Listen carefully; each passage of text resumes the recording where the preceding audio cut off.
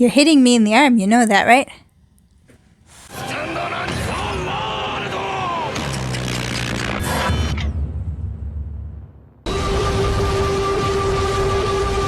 Hey everyone, welcome to another video. I thought on a beautiful Sunday afternoon, why not talk about some of the most annoying chronically online fashion takes and my thoughts on them. This is just going to be a quick little opinion piece, if you will. I have not researched this very heavily, so don't expect too much. Your feet are in the way. Just move. So I'm going to start off with an oldie but a goodie. If you haven't heard about this one, I feel like you might be living under a bit of a rock and you might need to come out for air sometime. That's okay, because I live under a rock too by choice. So it is not wearing the same outfit twice.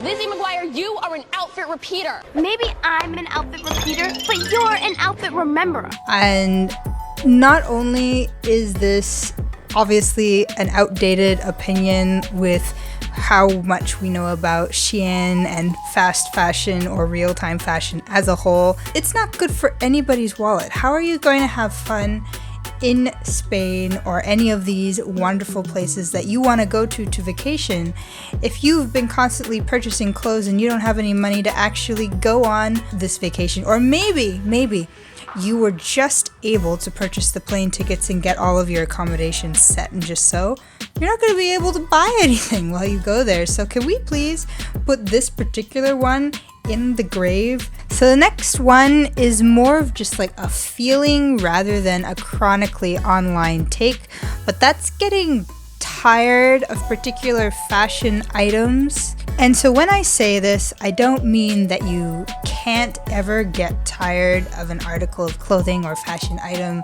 Maybe try and see if you can reinvigorate life into it. Try and breathe new life into it before you get tired of things. And it's also kind of like a form of impulse control. If you know that there's a potential for you to get tired of an item, don't rush out as soon as it's just started to grow on you and go purchase that item.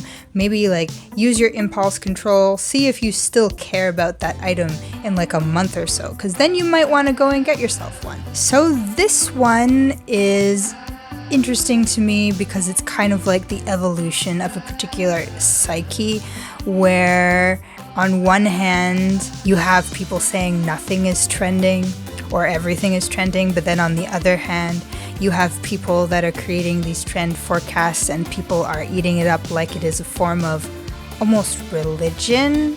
And these were only ever meant as kind of like a guideline and should only ever be taken as a guideline, because at the end of the day you shouldn't wait for people who you don't know to tell you whether or not you like something. If you want to have a couple items that are trendy, that's always fine. But maybe see if, you know, you have an article of clothing that is on trend already in your closet, because stuff comes back around so frequently. Even if you don't have this season's same exact style, you can still participate in the trend.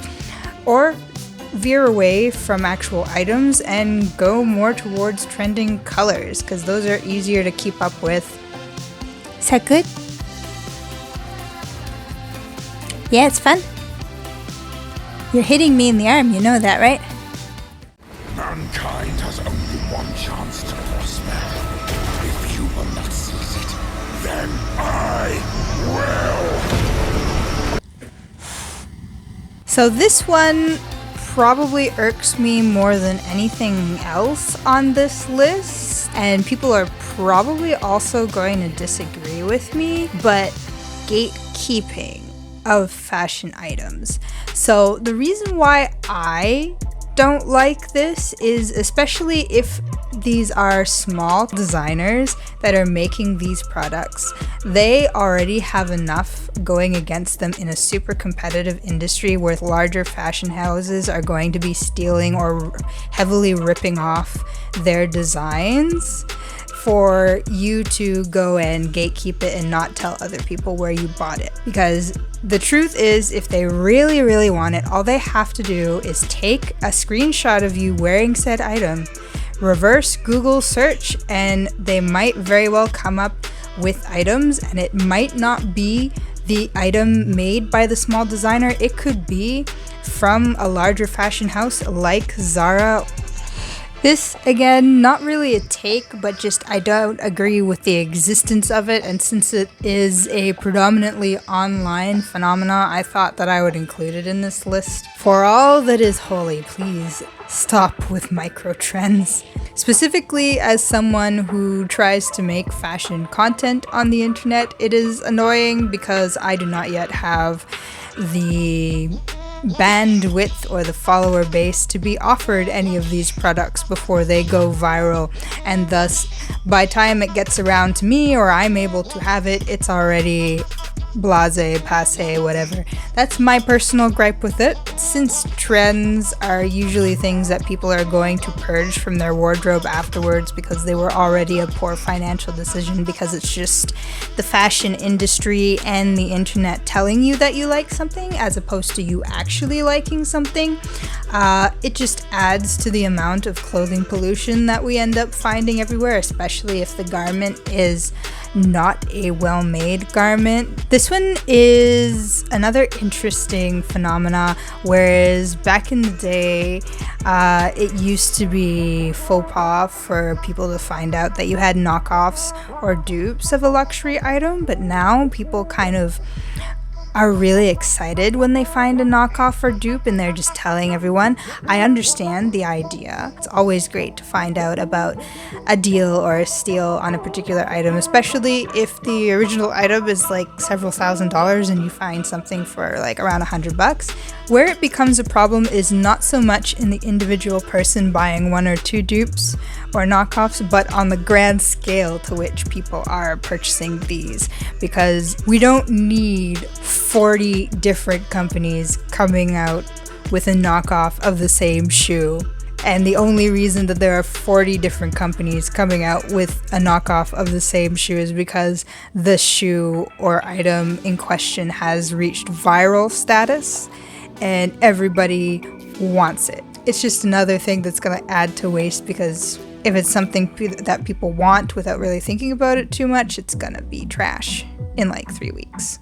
The next one is under the same kind of vein as gatekeepers, but it's those people on the internet that just feel the need unsolicited to be part of the accessory patrol, or just like clothing patrol in general, because there's a fine line between constructive criticism and just like bullying, and nobody should want to be a bullying, but I feel like online too oftentimes it comes across as bullying as opposed to what it should be, which is constructive criticism. Whether something looks good or not on you is to experiment, and with experimentation comes L's. It's inevitable. You're gonna have some L's before you get to those god tier fits, and if you're lucky and you learn from your L's, you will get more and more god tier fits as you progress through your fashion journey. But just because people are gonna have L's doesn't mean that we need to tell them so rudely that they are in an L phase or an L outfit. That's all I have to say.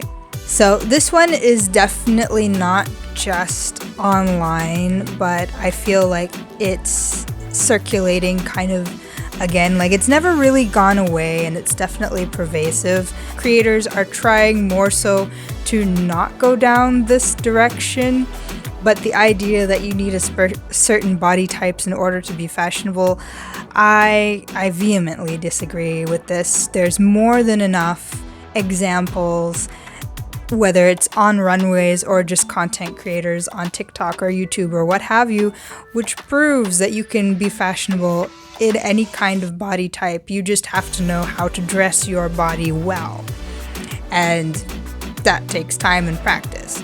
But I've heard it a couple times where it's like saying that you need to have a certain body type in correlation specifically with male fashion, so I don't think that's true. I think that might just be a lack of knowledge and understanding of how to dress for different body types, and not knowing, that certain brands just don't cater to that body type. And It's unfortunate, but it's how it is. So you're just gonna have to find other clothes that flatter your form more or better. And finally, this one, I just feel like it's what you do when money is either no object to you or you just have more money than sense, and it's the idea of designer basics. I don't really have much to say other than just why. When sure, there is like a correlation between price and quality that you will find, but only to a certain point and to a certain extent. And I genuinely don't see the need to go, beyond, I don't know, $20 to $50 on a basic t-shirt. So it has a Supreme logo on it. I don't see the point. But that is the last one that I'm gonna leave you with. Tell me your thoughts down below, and if you enjoyed this video or watched till now, please leave a like. Helps us a lot. Share so that this little boy can get fed. And we'll see you guys next time.